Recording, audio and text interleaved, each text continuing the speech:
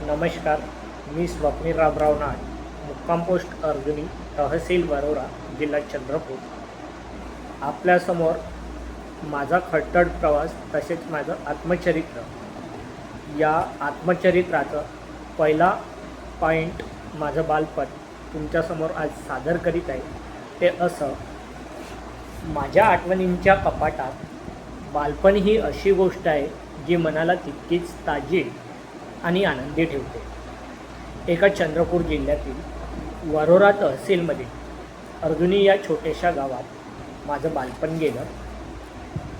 घरासमोर ते मोठे अंगण, पावसाळ्यात वाहणारा ओढा आणि आईच्या हातची ती भाकरी, या सगळ्या आठवणींमध्ये माझं बालपण दडलेलं आहे. माझा जन्म झाला तेव्हा आमच्या घरची परिस्थिती बेताची होती, पण आईवडिलांच्या कष्टाने आणि प्रेमाने माझ्या बालपणाला कधीच कसली उणीव भासू दिली नाही. धन्यवाद.